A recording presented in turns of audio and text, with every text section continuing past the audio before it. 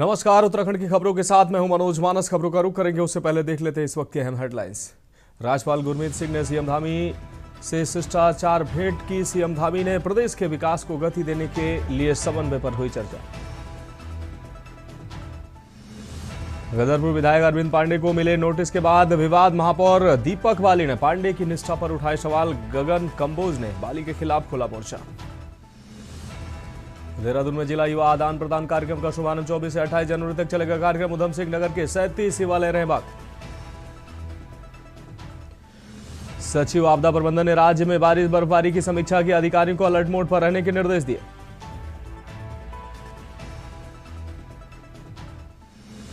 Dehradun SSP Ajay Singh ने गणतंत्र दिवस परेड की रिहर्सल का निरीक्षण किया। परेड ग्राउंड में सुरक्षा व्यवस्था को लेकर सख्त निर्देश दिए।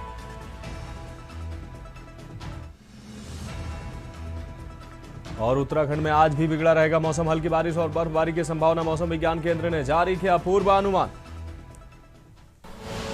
आप देख रहे हैं के न्यूज, खबरों का सारथी।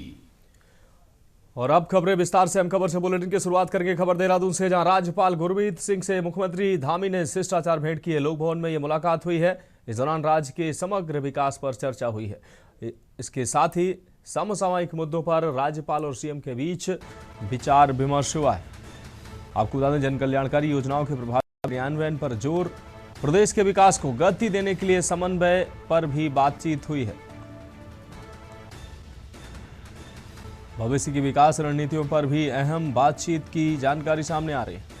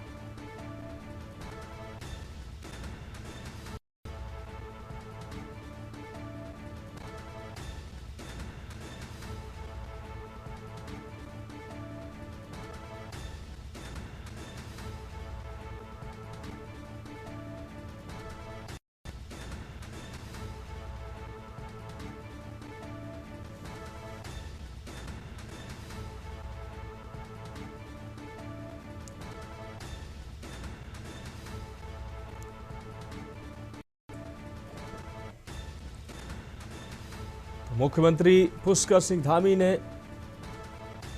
राज्यपाल गुरमीत सिंह से मुलाकात की है। समसामयिक मुद्दों पर राज्यपाल और मुख्यमंत्री के बीच बातचीत हुई है। जन कल्याणकारी योजनाओं के प्रभावी क्रियान्वयन पर भी जोर देने पर अहम बातचीत होने की बात सामने आ रही है। प्रदेश के विकास को गति देने को लेकर समन्वय बातचीत। भविष्य की विकास रणनीतियों पर भी अहम बातचीत हुई है। तो देहरादून से खबर आपको दिखाने, राज्यपाल गुरमीत सिंह से मुख्यमंत्री पुष्कर सिंह धामी ने मुलाकात की है।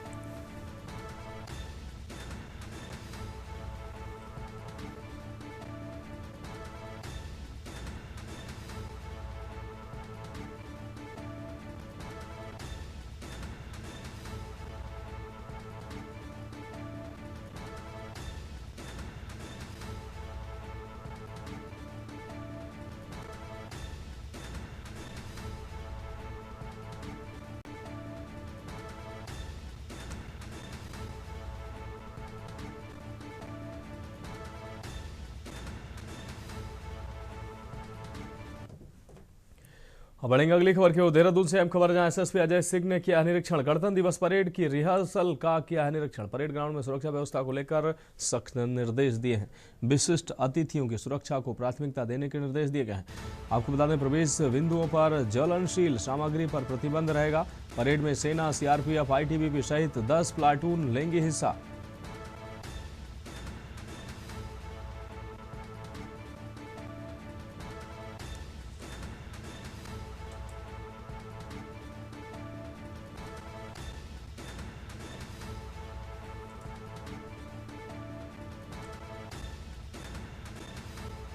विशिष्ट अतिथियों की सुरक्षा को प्राथमिकता देने के निर्देश दिए गए हैं।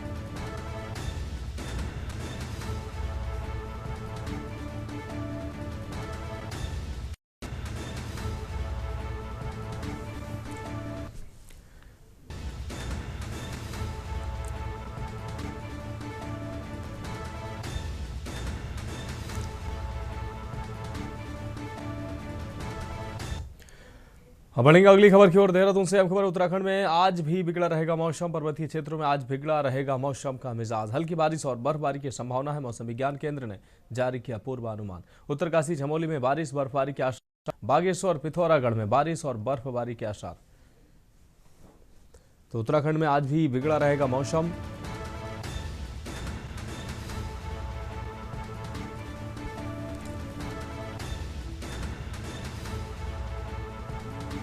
हल्की बारिश और बर्फबारी की संभावना।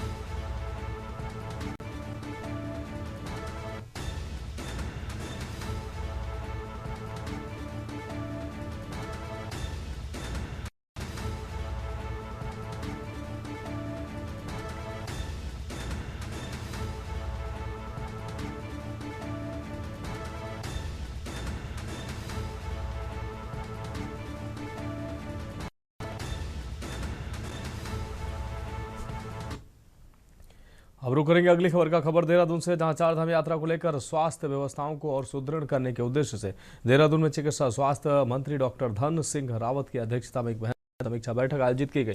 बैठक में मंत्री ने कहा कि चारधाम यात्रा के दौरान श्रद्धालुओं को बेहतर और निर्बाध स्वास्थ्य सुविधाएं उपलब्ध कराने के निर्देश कराने के लिए स्वास्थ्य विभाग में चिकित्सकों का एक पृथक कैडर गठित किया जाएगा। इसके लिए शीघ्र ही प्रस्ताव तैयार कर कैबिनेट में प्रस्तुत किया जाएगा। चिकित्सा स्वास्थ्य मंत्री ने कहा कि यात्रा मार्गों पर तैनात चिकित्सकों और स्वास्थ्य कर्मियों की उपलब्धता सुनिश्चित करना सरकार की प्राथमिकता है, ताकि आपात स्थिति में श्रद्धालुओं को तत्काल उपचार मिल सके। उन्होंने बांडधारी चिकित्सकों के लिए पीजी कोर्स की एक अलग अध्ययन नीति तैयार करने के निर्देश भी दिए हैं, जिससे युवा चिकित्सकों को आगे भी पढ़ाई और सेवा के बीच संतुलन बनाया जा सके। इसके साथ ही मंत्री डॉक्टर धन सिंह रावत ने स्वास्थ्य विभाग के अधिकारियों को निर्देश दिए हैं कि 10 फरवरी तक चिकित्सा अधिकारियों की विभागीय पदोन्नति की प्रक्रिया पूरी कर पदोन्नति सुनिश्चित की जाए। उन्होंने सभी स्वास्थ्य इकाइयों में बायोमेट्रिक उपस्थित प्रणाली को सख्ती से लागू करने, अस्पतालों में साफ सफाई बनाए रखने और मरीजों को बेहतर उपचार उपलब्ध कराने को जोर दिया है। मंत्री ने आयुष्मान भारत योजना से जुड़ी शिकायतों और लंबित मामलों का समयबद्ध समाधान करने के निर्देश भी दिए।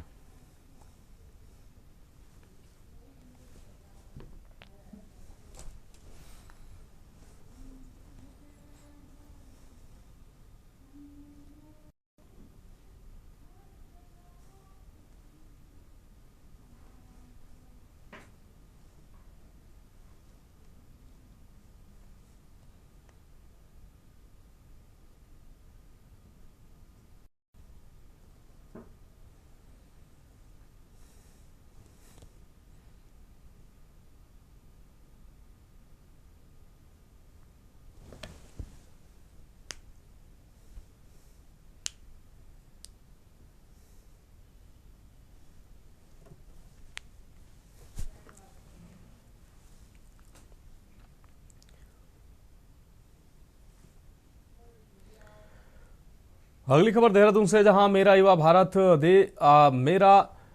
भारत देहरादून के तत्वाधान में राज्य शैक्षिक अनुसंधान एवं प्रशिक्षण केंद्र में अंतर जिला युवा आदान प्रदान कार्यक्रम का शुभारंभ किया गया। कार्यक्रम का उद्घाटन करते हुए डॉक्टर BKS संजय ने बताया कि यह आयोजन 24 जनवरी से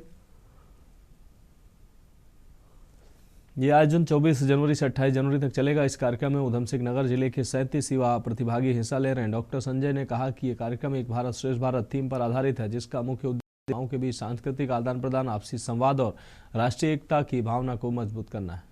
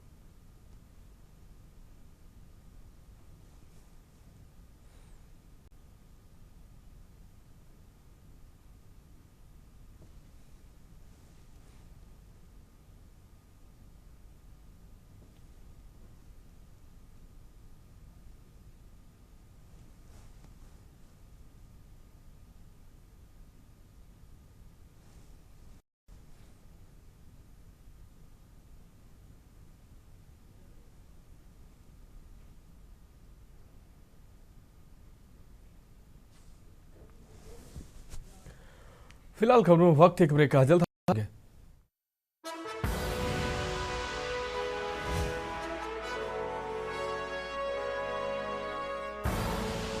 आप देख रहे हैं की न्यूज, खबरों का। ब्रेक के बाद उत्तराखंड की खबरों में एक बार फिर से आपका स्वागत है। खबर काशीपुर से, जहां उत्तराखंड भाजपा में अनुशासन की मर्यादाएं उस वक्त तार तार हो गईं जब गदरपुर विधायक और पूर्व मंत्री अरविंद पांडे को मिले अतिक्रमण के नोटिस ने पार्टी के भीतर छिपे अंतर्विरोध का ज्वालामुखी विस्फोट कर दिया है, जिसके बाद काशीपुर से लेकर गदरपुर तक सियासत के गलियारों में अपनों के ही जुबानी हमलों से दहक उठे।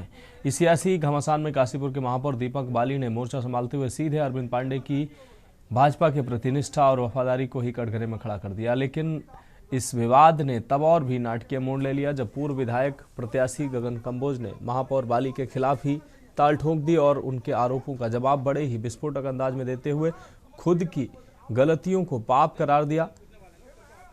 कंबोज ने न केवल दीपक बाली की पिछली जीत की सुचिता पर सवाल उठाए, बल्कि उन्हें सार्वजनिक रूप से कसम खाकर अपनी जीत का सच बताने की चुनौती दे डाली है, जिससे साफ हो गया कि भाजपा के भीतर की खेमेबाजी अब किसी गुप्त मंत्रणा का हिस्सा नहीं बल्कि एक खुले युद्ध में तब्दील हो चुकी है, जो आगामी निकाय चुनाव की दहलीज पर पार्टी के लिए गंभीर संकट खड़ा कर सकती है।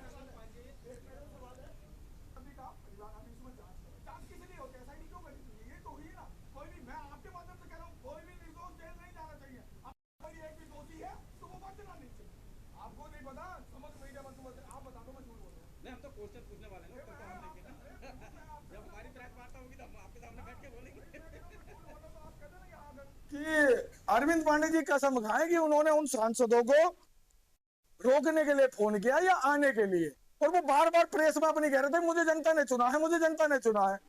तो मैंने उसी चीज के लिए कहा कि मान्यवर क्या आपको वाकई में जनता ने चुना है? मान्यवर क्या आपको वाकई में जनता ने चुना है क्या? कसम खा के बता दो यार, जनता नहीं चुना है। गगन जी मैं तो रहा हूँ ना, मैं तो कह रहा हूँ वाकई में जनता ने चुना है क्या? मैं फिर वही कह रहा हूँ, वाकई में जनता बिल्कुल नहीं, बिल्कुल नहीं, बिल्कुल भी नहीं। लेकिन किसी भी पीड़ित परिवार की आवाज कोई अगर दबा आएगा, कल को अगर गगन कामोज के परिवार पर यह विपदा आ जाए, षड्यंत्रों के तहत अगर गगन कामोज के खिलाफ अगर चीजें होने लगे और कल को अरविंद पांडे गगन कामोज की आवाज उठाए, तो क्या कोई नहीं बचेगा?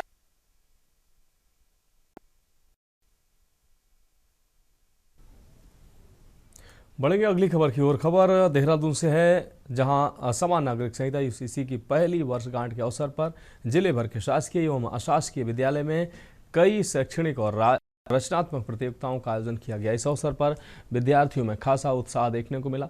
मुख्य शिक्षा अधिकारी BK दौड़ियाल ने जानकारी देते हुए बताया कि यूसीसी की वर्षगांठ को जन जागरूकता और शैक्षणिक सहभागिता से जोड़ते हुए विद्यालय पर वाद विवाद, चित्रकला एवं निबंध लेखन प्रतियोगिताएं कराई गई। इन प्रतियोगिता में बड़ी संख्या में लोगों ने भाग लिया और अपनी रचनात्मकता एवं वैचारिक क्षमता का प्रदर्शन किया। प्रतियोगिताओं का उद्देश्य विद्यार्थियों में संविधान, समानता और नागरिक कर्तव्यों के प्रति जागरूकता बढ़ाना रहा। प्रतियोगिता के दौरान छात्रों ने समान नागरिक संहिता की सामाजिक, कानूनी और राष्ट्रीय महत्व पर अपने विचार प्रस्तुत किए। मुख्य शिक्षा अधिकारी ने बताया कि प्रत्येक विकासखंड से 3-3 मेधावी विद्यार्थियों का चयन किया गया।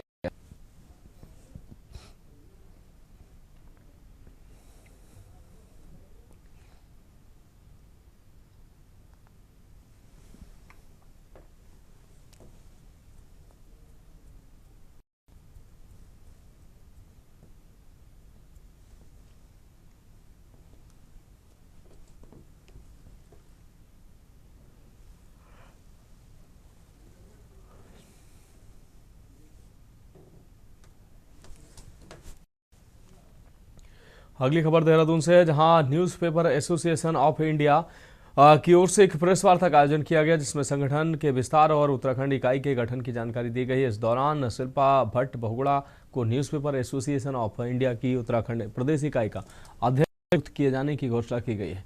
यह निर्णय 24 जनवरी को प्रेस क्लब देहरादून में आयोजित संगठन की बैठक में सर्वसम्मति से लिया गया। प्रेस वार्ता के दौरान नवनियुक्त प्रदेश अध्यक्ष शिल्पा भट्ट बहुगुणा ने कहा कि वे पत्रकारों के अधिकारों, सुरक्षा और हितों के संरक्षण के लिए पूरी प्रतिबद्धता के साथ कार्य करेंगे। उन्होंने संगठन को जमीनी स्तर तक मजबूत करने और पत्रकारों की समस्याओं को प्राथमिकता से उठाने की बात कही। इस मौके पर नेशनल हाईवे, आपको बता दें, इस मौके पर NAI के महासचिव विपिन गौर ने उत्तराखंड में संगठन की सक्रिय भूमिका को रेखांकित किया।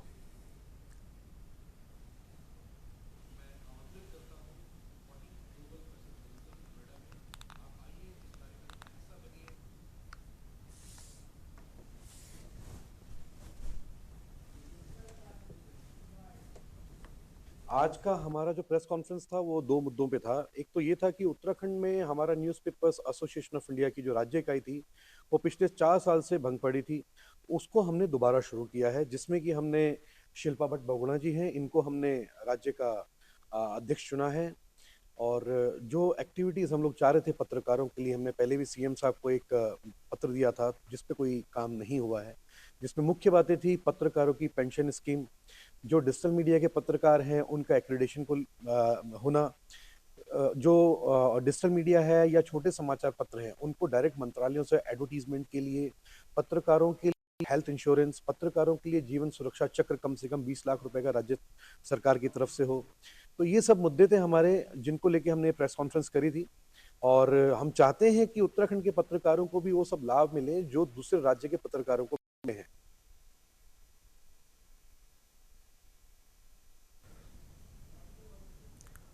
अगली खबर उधम सिंह नगर से है, जहां जसपुर क्षेत्र में कैबिनेट मंत्री गणेश जोशी का भाजपा पदाधिकारियों व कार्यकर्ताओं ने भव्य स्वागत किया। मंत्री जोशी ने पार्टी कार्यालय में कार्यकर्ताओं से संवाद करते हुए केंद्र व राज्य सरकार की जन कल्याणकारी योजनाओं को जन जन तक पहुंचाने का आह्वान किया। उन्होंने कार्यकर्ताओं की समस्याएं सुनी और शीघ्र समाधान का भरोसा दिलाया। इस दौरान किसानों को धान का उचित मूल्य दिलाने संबंधी ज्ञापन भी सौंपा गया।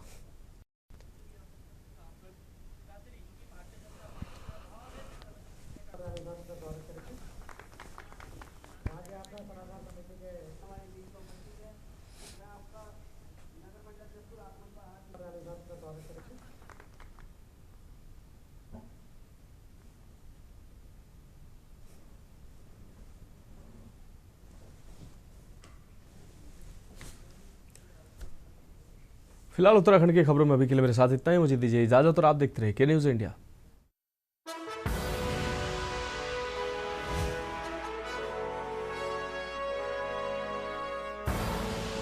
आप देख रहे हैं के न्यूज़, खबरों का सारथी।